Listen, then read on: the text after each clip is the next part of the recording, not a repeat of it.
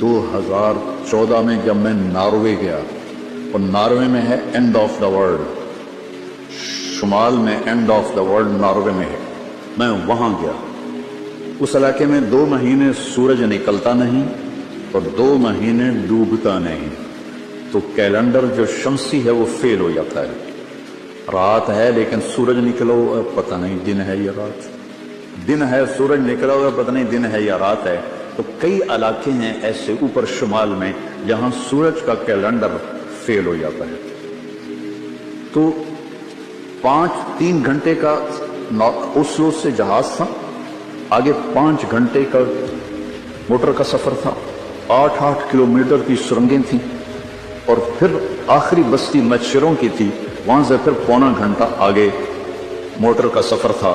تو جب ہم وہاں پہنچے تو وہ جون جولائی سورج ڈوبتا نہیں، 1 اگست کو ڈوبنا شروع کرتا ہے، اور ہم 4 اگست کو پہنچے، اور شروع میں بس 1 تاریخ کو ایسے ڈوبتا ہے ایسے نکل آتا ہے، پھر 2 کو تھوڑا سا وقفہ کرتا ہے، 3 کو تھوڑا سا وقفہ کرتا ہے، 4 اگست کو 20 منٹ کی رات، کیونکہ میں 4 اگست کو کیوں وہی یاد ہے، 4 اگست کو 20 منٹ کی رات، اور ہم وہاں پہنچے تو ابھی ہم نے مغرب بھی پڑھنی تھی، عشاء بھی پڑھنی تھی، اور سورج نکلنے سے پہلے فجر بھی پڑھنی تھی۔ تو یہ ایک انوکھا واقعہ میرے ساتھ آیا ہے جو شاید ہی کسی اور کے ساتھ پیش آیا ہو، یا میرے ساتھ جو ساتھی تھے، وہاں میں بھاگا اور ریلنگ تھی اس کے ساتھ کھڑے ہو کر میں نے اذان دی۔ مجھے اللہ کی مخلوق کو 2 دفعہ دیکھ کے ہیبت طاری ہوئی۔ ایک ماؤنٹ ایورسٹ کو دیکھا کہ وہ پوری طرح ننگا تھا، چوٹی خالی تھی، دیکھ کر میں بالکل گم ہو گیا، جس کے تیر اتنے بڑے ہوں وہ اللہ کتنا بڑا ہوگا۔ اور ایک وہ جب میں اینڈ آف دی ورلڈ پر پہنچا تو اس کا وہ منظر دیکھ کے میں گم ہو گیا۔ میں نے اذان دی، ٹھنڈی ہوا چل رہی تھی، تو میں نے قبلہ دیکھنا چاہا تو چاند سامنے چمک رہا تھا، سورج فیل ہو گیا تھا، چاند چمک رہا تھا۔ تو آج سمجھ میں آیا کہ اللہ نے ہمیں چاند کا کیلنڈر کیوں دیا ہے، کہ میرا نبی سارے زمانے کا نبی ہے۔ جہاں سورج نہیں نکلتا اور جہاں سورج کئی مہینے نہیں ڈوبتا، اگر وہاں کوئی مسلمان ہیں تو دن رات کا حساب کیسے لگائیں گے؟ چاند کو دیکھ کر۔ میں نے چاند دیکھا، واہ واہ اب یہ رات کھڑی ہے، تو وہ قبلہ فٹ کیا، مغرب کی نماز پڑھی۔ مغرب بھی شکر تھی پڑھنا تو مسافر کے لیے جائز ہے باقی ائمہ کے نزدیک۔ تو پہلے مغرب پڑھی، پھر عشاء پڑھی، پھر ساتھ ہی میں نے فجر کی اذان دی۔ ہاں عشاء پڑھی، 1 وتر پڑھنا بھی سنت ہے، میں نے کہا آج ہکو وتر پڑھو کہ نہیں فرض نہ نکل جاوے، تو 1 وتر پڑھا، پھر میں نے فجر کی اذان دی، ٹک ٹک ٹک ٹک 2 سنتیں پڑھی، پھر والعصر انا اعطینا سے میں نے فرض نماز پڑھائی، اور بیٹھے تھے کہ سورج آ کے السلام علیکم۔ تو وہاں جا کے مجھے یہ بات سمجھ میں آئی کہ اللہ نے ہمیں چاند کا کیلنڈر کیوں دیا ہے۔ یہ کہیں بھی ناکام نہیں ہوتا، کہیں فلاپ نہیں ہوتا۔ سورج کا کیلنڈر کتنی جگہ ہیں دنیا میں جہاں فلاپ ہو جاتا ہے، ناکام ہو جاتا ہے۔ تو یہ ہمارے نبی کی عالمی نبوت کی ایک دلیل چاند کا نظام شمسی بھی ہے۔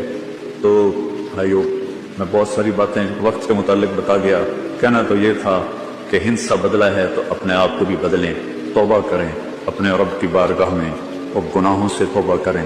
پتہ نہیں کب عاصم کی طرح کس کو موت اٹھا کے لے جائے، تو نہ جانے بلا لے پیا کس گھڑی، تو کیا کیا کرے بھی کھڑی دن کے دن، نہ جانے بلا لے پیا کس گھڑی، پتہ نہیں کب موت کا ڈنکا بج جائے۔ تو بھائیو، اس سے پہلے توبہ کرو، اپنے رب کی بارگاہ میں جھکو، فرائض ادا کرو، 5 نمازیں پوری پڑھو، جھوٹ نہ بولو، سچ بولو، دھوکہ نہ دو، دیانتداری سے چلو، بدکاری نہ کرو، نکاح کرو، نشے نہ کرو، حلال پیو، حلال کھاؤ، حرام نہ کماؤ، حلال کماؤ۔ ماں باپ زندہ ہیں تو ان کے آگے اف بھی نہ کرو، بیوی بچوں سے حسن سلوک رکھو، روب جمانا نہیں۔ ماں باپ سے کہتا ہوں اولاد کی عزت کرو، اولاد کو عزت دو، انہیں ڈانٹ ڈپٹ سے نہ چلاؤ، پیار سے چلاؤ۔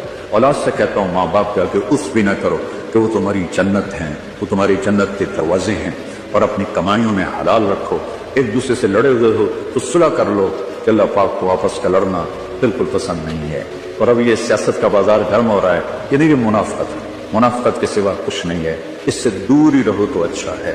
اور اگر کہیں کوئی سیاست کا کسی کو شوق ہے تو پھر اپنے مخالف کی بدخوئی نہ کرے، اس کی برائی نہ کرے، اس کو گالیاں نہ دے، اس کو برا بھلا نہ کہے، ورنہ اپنی آخرت خراب کرو گے۔ یہاں پہ میں نے ٹکے ٹکے بھی کرے ہیں تو ان کی کیا حیثیت؟ آج کل کے وزیروں کو کون پوچھ، وزیر اعظم کو کوئی نہیں پوچھتا، تو وزیروں کو کس نے پوچھنا؟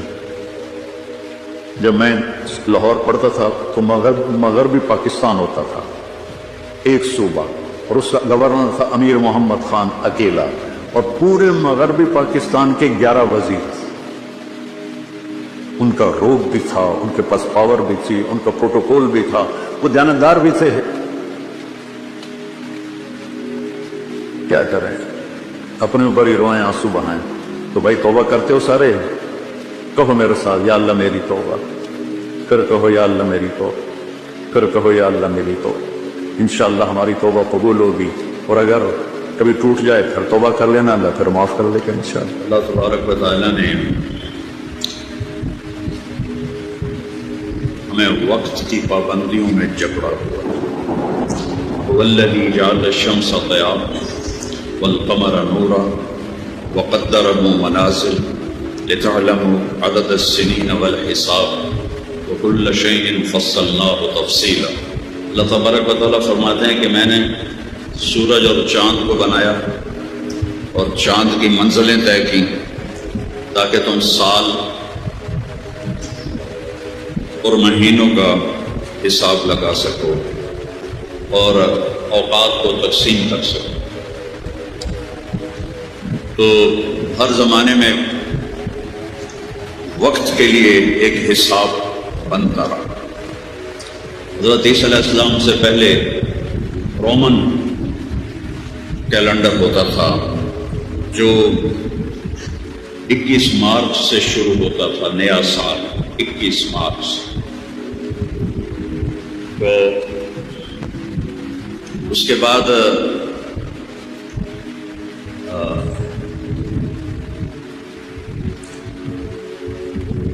جولیس سیزر بہت بڑا رومن بادشاہ گزرا ہے، اس نے اس کو تبدیل کر کے جنوری سے سال شروع کی۔ تو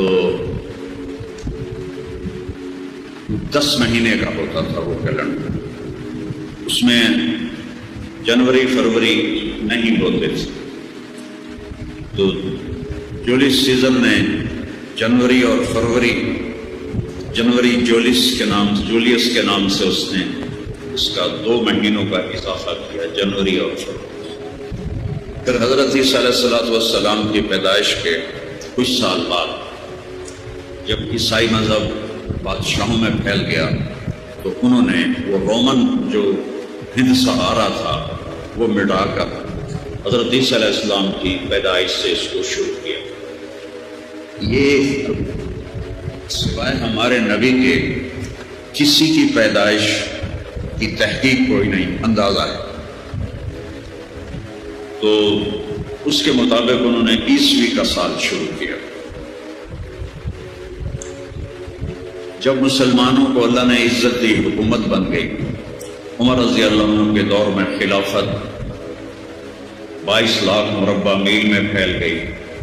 ابو موسیٰ اشعری رضی اللہ تعالیٰ عنہ بصرہ کے گورنر تھے، انہوں نے حضرت عمر کو خط لکھا 17 ہجری کہ آپ کے خطوط آتے ہیں، احکام آتے ہیں، پتہ نہیں ہوتا بھائی کداں شروع کرنا ہے تو کداں ختم کرنا ہے، تو عرفنا، کوئی ہمارے لیے تاریخ کا نظام بناؤ، کیلنڈر، آج کی زبان میں کیلنڈر بناؤ۔